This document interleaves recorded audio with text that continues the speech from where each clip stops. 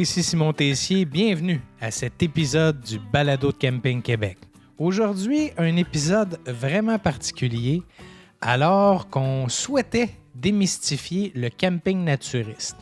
Donc, pour ce faire, je me suis entretenu avec les deux copropriétaires du camping naturiste Oasis, Jean-Luc et Sylvie, qui ont été d'une générosité extraordinaire avec moi. Alors, on répond à plein de questions, à plein de tabous, à plein de légendes urbaines à propos du camping naturiste.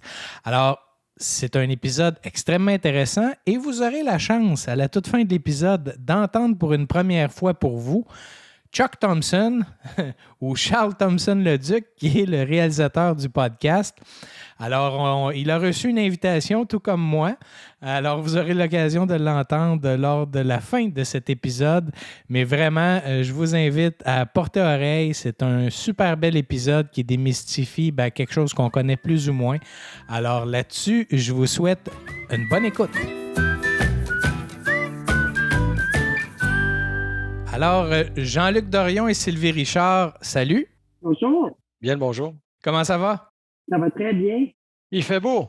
Oui, il fait beau. Il fait beau. Et on a la tenue pour, mais ça, on va y revenir plus tard. Jean-Luc, Sylvie, vous êtes copropriétaire du camping naturiste Oasis. Là, j'ai déjà en intro un peu présenté de quoi on allait parler, mais j'aimerais d'abord que vous me parliez de votre camping et dans quelle région, il y a combien de sites, on retrouve quoi comme infrastructure? Alors, on est dans les Basses Laurentides.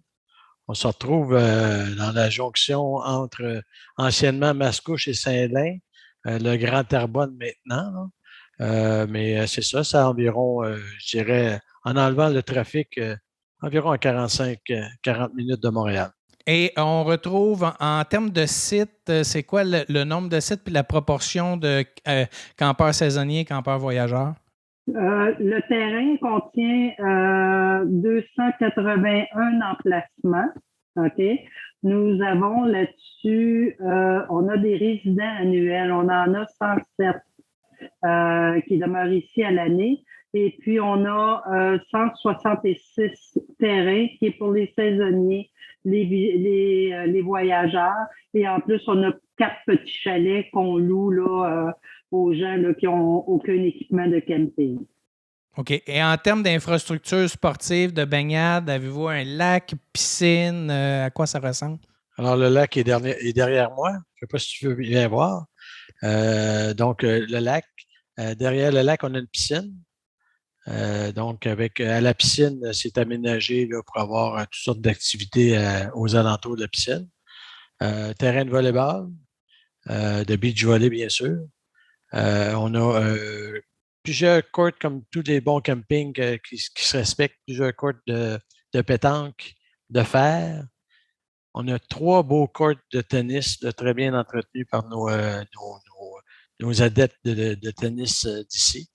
Et puis, il joue aussi de nouveau sport qui est le pickleball, qui prend de l'ampleur sur un des terrains de tennis. Je crois que c'est à peu près ça dans les activités sportives qui se disputent ici, à part s'il y aurait des choses de spéciales pour une fin de semaine spéciale. Donc, là, quand on prend ça comme ça, c'est un camping comme un autre, comme il y en a des centaines au Québec, avec des points communs, mais évidemment, votre particularité, c'est que c'est un camping naturiste. Ça fait Est-ce que le camping était naturiste depuis la fondation ou il est devenu en cours de route? Il est naturiste depuis la fondation, à ma connaissance. OK. Et je voulais juste rajouter une petite affaire juste avant de poursuivre. Pour les activités, ici, je voulais mentionner que tous les chemins sont en sable. Donc, il y a énormément de gens qui se promènent nu-pieds. C'est de la marche beaucoup et de vélo aussi. Là. Fait que dans les sports, là, ça fait partie aussi. Là. Et concernant le terrain en tant que tel, à ma connaissance, il existe depuis plus de 50 ans et ça a toujours été du naturisme. OK. Vous êtes propriétaire depuis quand? Le printemps seulement. Nous sommes les nouveaux propriétaires. Oh! On a acheté d'un monsieur très gentil, monsieur Régent Martineau, qui lui a été propriétaire 35 ans. Puis c'est lui qui a amené le camping avec beaucoup plus d'emplacements parce qu'au début, quand nos parents sont arrivés, parce que j'ai mes parents qui sont arrivés, il y a les parents de mon cousin Jean-Luc qui sont arrivés ici. Il y avait 35 familles sur le site. Là. Il y avait seulement 35 emplacements. Monsieur Martineau a investi beaucoup pour agrandir le camping et accueillir de plus en plus d'adeptes du naturisme au Québec. Donc, comme le dit l'adage, vous avez tellement aimé la compagnie que vous l'avez acheté. Voilà. C'est ça. Rentrons dans le vif du sujet parce que je sais que c'est méconnu. Je sais qu'il y a des gens qui se posent plein de questions. On n'ose pas les poser. Puis moi, je vais vous les poser, quitte à ce que des gens disent, ben voyons, ça se pose pas comme question. Mais si ça se pose vraiment pas, vous me le direz. Puis on coupera ça au montage. Mais j'aimerais savoir comment on commence à faire du naturisme? Est-ce qu'on se réveille un matin puis on s'en va en camping? Et comment ça naît, ça, comme activité? Simon, si tu me permets, là, je vais te parler de mon expérience à moi, OK. premièrement. Sylvie pourrait te relater ensuite des gens qui arrivent, qui viennent essayer. Puis moi, on l'a déjà vécu, là, des gens qui arrivent, puis tout de suite, bon, moi, je veux réserver pour la construction. Les chalets, j'aimerais ça. Il y a un goût instantané pour les gens du naturisme. Donc, je vais parler de mon expérience à moi. Moi, comme Sylvie disait, nos parents sont ici. Moi, j'ai commencé ici, j'avais 11 ans. Mes parents m'ont emmené. Mes parents étaient venus seuls. J'étais un camp scout ailleurs. Puis ils en ont profité, des snoraux. Et puis, ils ont essayé. Ils ont adopté tout de suite. Et puis là, ils m'ont emmené. Moi, à la base, je ne voulais rien savoir. C'est bien, un jeune de 11 ans, là, m'en aller tout nu dans un camping. On faisait du camping partout dans la province, toutes les fins de semaine. Là, on s'en va dans un camping tout nu. Fait que ce qu'ils m'ont dit initialement, c'est que viens avec nous, tu n'es pas obligé de te déshabiller vu que tu es jeune, puis tu verras par la suite si, je te dirais, Simon, que je suis arrivé dans l'auto, je n'ai pas sorti de l'auto très vite, mais il faisait chaud, ça n'a pas été trop long quand même. Et puis le beau lac qui était invitant, les jeunes qui avaient du fun partout, un jeune comme un autre, j'ai eu le goût d'aller dans le lac. Je me suis mis tout nu, je me suis jeté dans le lac. Puis en sortant du lac, je ne sais pas, mais je me suis comme pas. Ça a été, premièrement, une sensation vraiment agréable d'être nu d'un lac. Et puis, en sortant, j'étais déjà passé à autre chose pour moi. Tout le monde était pareil. Personne regardait l'autre différemment. Donc, moi, en tant que jeune, ça a été comme instantané comme ça. Et toi, Sylvie, comment ça s'est passé? Est-ce que ça a été un peu la même chose? Ou? Non, pas du tout. Parce qu'étant donné que je suis un petit peu plus vieille que mon cousin Jean-Luc, moi, quand mes parents ont commencé, j'avais 15 ans. OK. Et à l'adolescence, comme ça, à 15 ans, c'est des amis qui sont plus importants qu'autre chose. Moi, je me disais, non, je ne ferai jamais de naturiste et tout ça. Je me souviens, à l'âge de 18 ans, être venue ici, mais j'avais profité d'une Saint-Jean-Baptiste. La température était horrible. Il faisait très, très froid. Et je m'étais dit, je vais en profiter, je vais aller voir mes parents qui étaient au camping. Et ça a été mon approche de dire, je vais profiter de la mauvaise température. On est resté à coucher, moi et mon conjoint, et le lendemain matin, il faisait très, très, très beau. Et à partir de ce moment-là, personnellement, j'ai refusé de faire du naturisme parce qu'encore là, les candidatons et tout ça. Cependant, je suis revenue comme 2-3 ans plus tard, alors au début de la vingtaine, et là, j'ai aimé, j'ai acheté une roulotte, je me suis installée, j'ai fait quelques saisons de naturisme avec mon conjoint puis mon petit gars, là, qui était petit à l'époque, qui est rendu un adulte, là. Mais c'est ça. Ça a été mon expérience. Vous l'avez un peu effleuré toutes les deux. Je comprends qu'il y a possibilité pour quelqu'un là, qui n'est pas tout à fait à l'aise d'y aller graduellement. Là. De ce que j'ai compris, c'est que vous obligez pas tout de suite à être complètement nu s'il y a des gens qui veulent s'adapter tranquillement. Est-ce que c'est ça que je comprends? non, non, non, non, non. Moi, comme je dis, c'est que j'ai profité, c'est qu'on est nu quand la température le permet. OK. OK? Dès que la température, il fait froid, il pleut ou quoi que ce soit, on s'habille là, comme tout le monde. On OK. veut pas... Parce que le printemps au Québec, là, le naturisme, c'est bien beau, mais il fait froid, là. Oui, non, non, non. On est nu quand la température le permet. Il y a des gens beaucoup plus frileux que d'autres. Il y a des gens qui, l'hiver, vont faire du skidoo nu, là. Ce ne serait pas mon cas. OK. OK? Mais à la base, dès que les gens arrivent, on leur donne 5-10 minutes pour commencer à s'acclimater, enlever un morceau et tout ça. On suggère au monde d'aller passer leurs premières minutes dans la piscine. Donc, se baigner de nu, c'est une très, très belle sensation. Et puis, tu te rends compte que tout le monde est pareil. Et ici, c'est un camping familial. Donc, on a des enfants jusqu'aux arrière-grands-parents. Donc, il n'y a pas ici, au Centre naturiste Oasis, la notion de performer sur la beauté ou quoi que ce soit. Là, il n'y a vraiment pas ça ici. On vit en famille avec nos plus et nos moins sur nos corps. Et il y a de la diversité corporelle, il n'y a pas de ce que je comprends, il n'y a pas de statut parce qu'il n'y a pas de vêtements. C'est ça que je peux comprendre? Là? C'est sûr que quand on arrive sur une plage, on appelle ça textile ou un camping textile. On va à la piscine. Bon, les madames, les jeunes hommes ou les messieurs vont sortir le plus beau atours, c'est-à-dire le beau maillot et ainsi de suite. Le lendemain, un autre nouveau maillot. Donc, on voit déjà, déjà, il y a un effet de différence d'un individu à l'autre à ce niveau-là.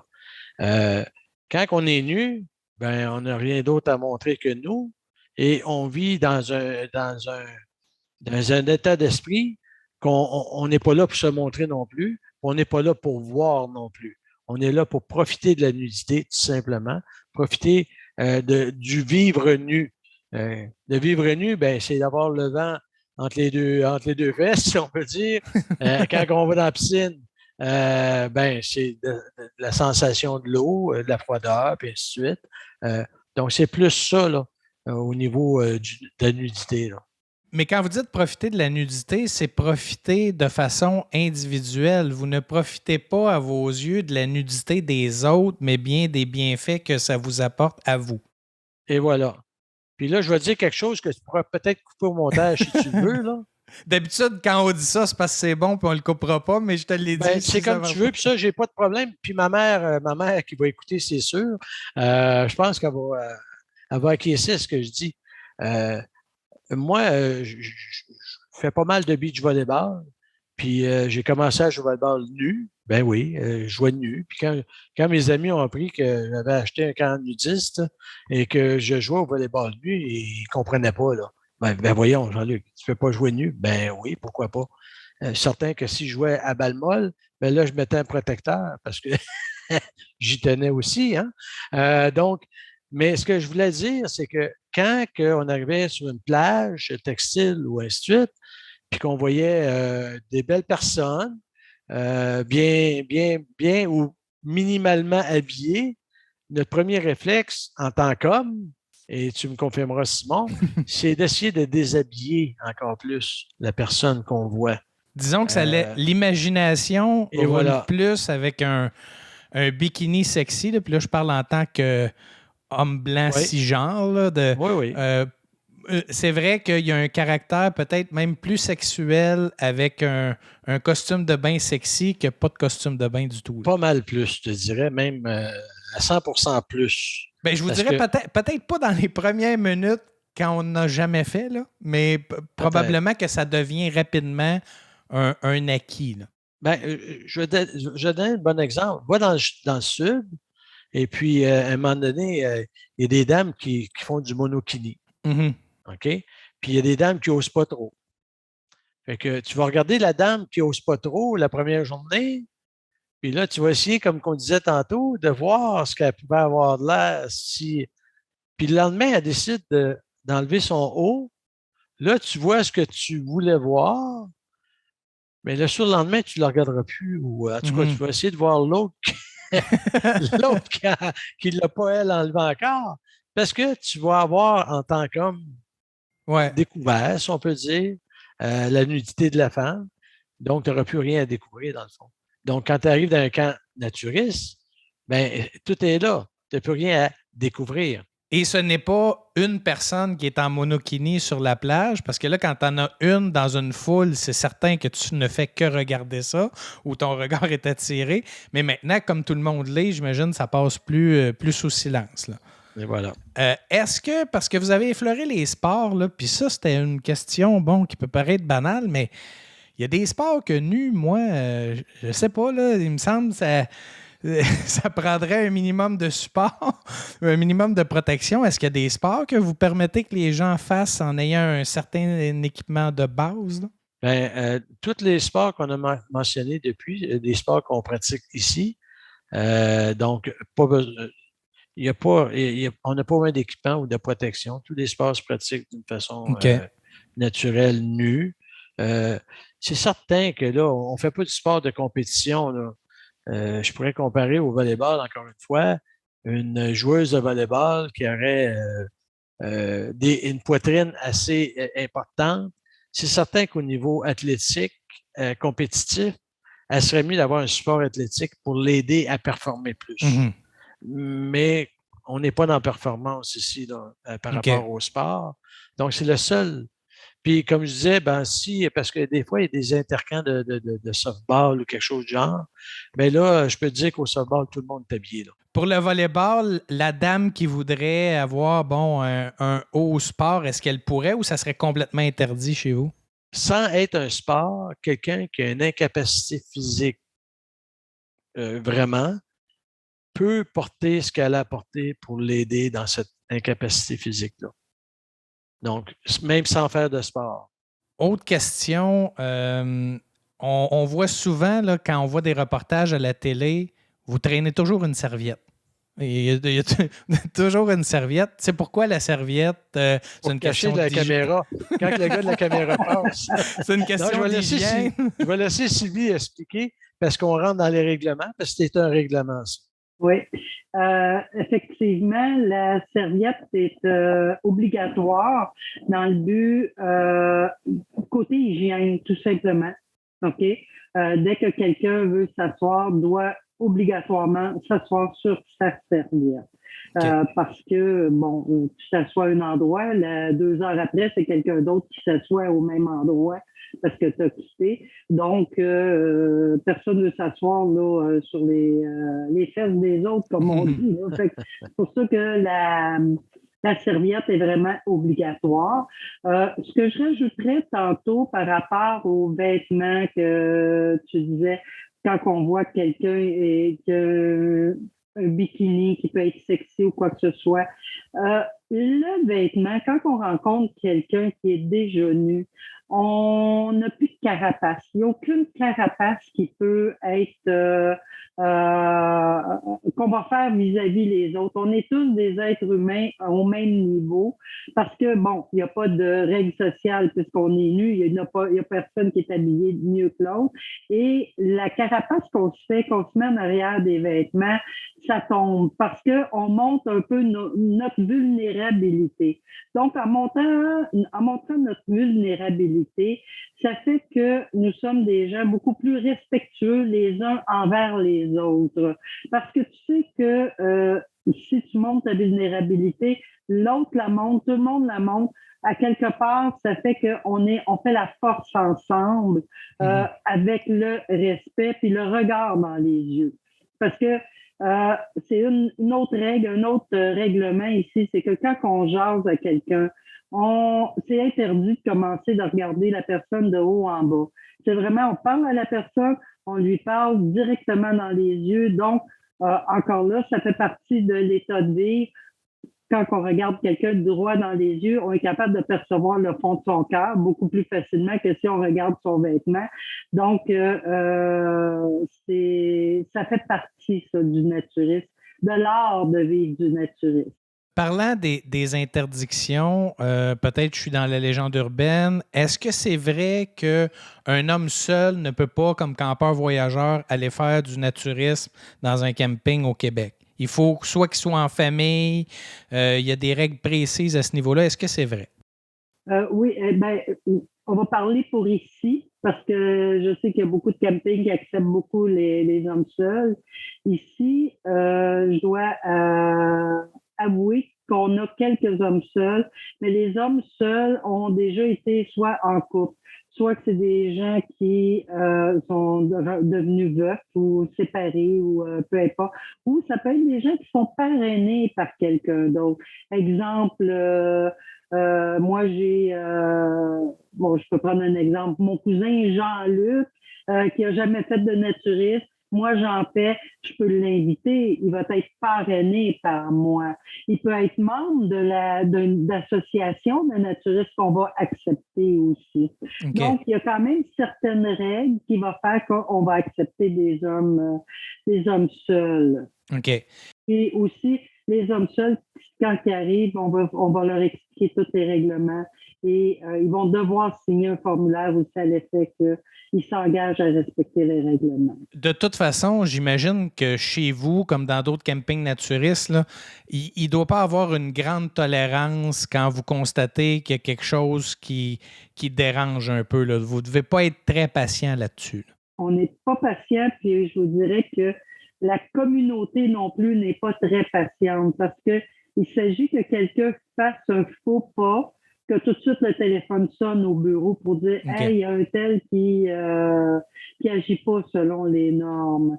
Donc, c'est heureusement que ça fonctionne comme ça parce que c'est notre protection, là, parce que on veut la sécurité de tous d'abord et avant tout.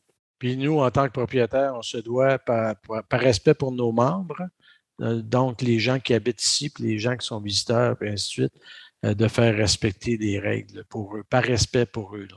OK. Toujours dans les règles, ça arrive dans les campings textiles, là, que, bon, il y a une soirée d'ensemble, puis là, ben, il y a un flirt, puis on rencontre quelqu'un qu'on aime bien, puis là, ben, on se colle un peu, puis on s'embrasse. Chez vous, là, d'une soirée d'ensemble, nue, là, s'il y a des rapprochements, là, jusqu'où ça se tolère? Parce que, bon, il y a quand même ça peut devenir explicite assez vite, là, parce qu'on n'est pas en textile. Comment ça fonctionne? Les soirées dansantes ici, toutes les soirées qui se font au clubhouse, qu'on appelle, qui est la salle communautaire, toutes les soirées se font habillées. C'est une obligation d'être habillé. Ah, fait que c'est spécial, c'est l'inverse. Justement, pour éviter des danses où est-ce que les gens peuvent se coller ou quoi que ce soit, ce qui fait partie de nos règlements aussi à l'effet que personne n'a le droit de danser nu. OK, donc il n'y a pas de danse nue, c'est toujours habillé. Là. Mais c'est ça. Dans le fond, on évite tout ce qui peut être sujet à devenir sexuel. OK? OK. Parce que la raison d'être, c'est de vivre nu dans la nature pour un bien-être et non pas pour le sexe ou la sexualité. Quoique, puis bon, c'est pas le cas de votre camping, mais il existe ou il a existé des campings naturistes qu'on qualifierait peut-être de plus libertins, si je peux m'appeler ainsi, là, où là, il n'y a pas vraiment de grandes règles à ce niveau-là. Je me trompe ou ça existe? Et ça existe, mais nous, on laisse ça à ces campings-là. Nous, on n'en veut pas ici. C'est vraiment interdit. Et les gens se retrouvent, ils savent et ils se reconnaissent dans ce qu'ils achètent comme produit. Puis il n'y a pas de « Ah, je pensais que c'était comme ça ici ». Ça doit arriver peu fréquemment. Là. Exact. Généralement, les gens nous appellent avant. Je reçois beaucoup d'appels à savoir quel genre de camping on est. Du moment où je dis qu'on est un camping familial, que nous avons des enfants ici et que nous refusons tout ce qu'il y a en rapport avec des actes indécents ou de l'approche pour faire de la sollicitation, que que ce soit de dire, même il y a des hommes qui viennent que je dis, t'as même pas le droit de dire à quelqu'un qu'elle est belle, là. T'as pas le droit de, non, il y en est pas question. On refuse toutes ces formes d'approche-là ici. OK. Est-ce qu'il y a d'autres règles qu'on n'a pas abordées qui sont très importantes dans votre camping? Il y en a d'autres, mais Simon, juste avant, si je peux me permettre, Oui. on aime les gens pareils, là. Moi, j'ai rencontré des blondes là, dans un camping naturiste, là. C'est juste que les choses... c'est comme dans la communauté à Montréal. On ne peut pas, au Parc La Fontaine, commencer à faire l'amour dans le Parc La Fontaine. Il y a des Exactement. règles. Donc, on a des règles. Puis oui, il se passe des choses sur notre terrain, mais en privé, dans les maisons des gens, dans leur roulotte, et ainsi de suite, ça leur appartient à eux. Mais tout ce qui est public, c'est comme en ville, on demande un respect. Oui, vous empêchez pas les gens de vivre, là. Ben non, il y en a qui changent de couple, là. Pas des échanges de couple, là. C'est pas ça que je veux dire. Mais la petite madame qui est le monsieur, éventuellement, après une couple d'années, qu'elle trouve de son goût, puis il est rendu veuf, ou peu importe, là. Tu sais, on vit en communauté, là. On n'est pas en base fermée non plus, en clos, là. On n'est pas. Mais c'est surtout au niveau du respect, là, comme Sylvie disait, qui est important. Fait que dans le fond, les règles, c'est essentiellement le respect et de vous éliminer le plus possible dans les lieux communs tout ce qui peut avoir un attrait dit sexuel. C'est un peu ça? Effectivement. Donc, ça se limite à ça. Puis, vous êtes propriétaire depuis le printemps. J'ai le goût de vous demander comment vous trouvez ça de passer du rôle de client à propriétaire. Bien, moi, je vais dire que je suis sortie de ma retraite. Et c'est des défis, mais de très beaux défis. De très, très beaux défis. Moi, je crois au naturisme et je crois qu'il y a de l'avenir pour le naturisme bien fait ici au Québec. Et j'espère que les gens vont adhérer à cette façon de faire. Il y a énormément, il y a plusieurs Européens qui sont venus ici, là, puis ils disent, vous avez un très, très beau site. Et les Européens sont à l'avant-garde là-dessus. Là. Ils ont beaucoup de... Ils en font beaucoup. Ça fait partie de leur mœurs. Puis moi, je crois que il y a beaucoup d'avenir au Québec pour ça. Et toi, Jean-Luc, comment tu t'adaptes à ton nouveau rôle de propriétaire? Bien, c'est beaucoup d'ouvrages. Je dirais que quand je venais en visite chez ma mère, je m'amusais un petit peu plus. Mais là, je transfère ça vers autre chose, c'est-à-dire, ben, c'est plus de travail. Sylvie, elle travaille beaucoup, là, puis je dois le dire devant les gens qui vont écouter, elle donne beaucoup d'ouvrages, beaucoup de temps. Moi, je donne ce que je peux donner également. Puis j'aime ça parce que, et moi et Sylvie, on a l'impression que notre prédécesseur, qui était un mentor pour moi quand j'étais très jeune, notre prédécesseur a bien fait des choses qu'il avait à faire. Puis nous autres, on va vers une continuité et un autre step. Là, on va essayer de l'amener ailleurs encore, son rêve à lui. Donc là, on est plus dans l'acclimatation, que les choses qu'on a soient bien faites. Mais on a beaucoup de défis, beaucoup de choses, beaucoup de potentiel, disons, à amélioration qu'on veut partager avec tout le monde. Bien, je pense qu'il faut que vous preniez le temps de vous approprier votre entreprise puis d'analyser comme il faut. C'est toujours mieux de bien réfléchir avant d'investir du temps, de l'argent dans de la nouveauté. Mais je pense que vous avez fait le bon choix en achetant. Vous semblez extrêmement motivé. Puis je pense que vous êtes des bons porte-parole pour cette forme de camping-là qui est méconnue. Jean-Luc, Sylvie, je vous remercie beaucoup d'avoir pris le temps de discuter avec moi. Je pense que ça risque d'être un de nos épisodes les plus populaires là, depuis 2 ans de la saison du balado. Et je vous remercie puis je vous souhaite un bon succès pour la suite des choses. Merci beaucoup, Simon. Puis on vous invite à venir faire un tour, toi et Chuck. Et, pourquoi pas? Oui, Chuck, notre réalisateur, peut-être un jour, mais je peux faire une parenthèse. Je peux vous dire que la gang de Camping Québec, on classifie les terrains de camping. Donc, on va sur place. Moi, je ne suis pas classificateur, je ne suis jamais allé, mais il y a des classificateurs qui, évidemment, classifient des campings naturistes. Et là, le défi, c'est que tu es seul habillé sur un terrain de camping. Alors, tu te sens vraiment mal à l'aise rapidement parce que tout le monde est tout nu. Puis, on te classifie l'été. Et là, ce qui est difficile, c'est de prendre des photos des infrastructures, des sites, sans avoir des gens tout nus dans toutes les photos parce qu'on veut respecter cette intimité-là. Alors, je comprends quand vous avez dit c'est plus malaisant d'être habillé quand tout le monde est tout nu. Là. Fait que ça, je peux vous dire que nos classificateurs nous en ont parlé beaucoup. Et là, si Chuck peut revenir, Chuck, es-tu prêt à essayer ça, le camping naturiste, si je te lance une invitation l'an prochain? C'est gentil de l'offrir. Je vais encore y réfléchir. Mais pour l'instant, je sais pas trop où me placer par rapport à ça, mais je vais réfléchir pour l'instant et je vais te revenir. Moi, ce que je pourrais rajouter là-dessus, là, c'est que si vous osez, OK, c'est sûr que vous vous faites un cadeau à vous-même, OK? Parce que vous allez voir qu'il y a tellement de préjugés qui tombent sur le fait du moment où on fait du naturisme. On laisse tomber les préjugés, puis on se rend compte que on est tous des êtres de lumière, on est tous des êtres identiques là, sur la Terre. Les hommes, c'est des hommes, les femmes, c'est des femmes. Et du moment où on laisse tomber toutes ces barrières-là, là, on se fait un cadeau dans la vie. On voit la vie différemment. Bien, écoutez, la seule chose que je peux vous promettre, en mon nom et au nom de Chuck, c'est que si on en fait, c'est chez vous qu'on va en faire en premier. Ça on peut s'engager avec ça parce qu'au moins, on va être un petit peu plus à l'aise. Alors, merci beaucoup de votre partage. Très heureux de vous avoir reçu. Merci beaucoup, Simon et Chuck. Merci à vous.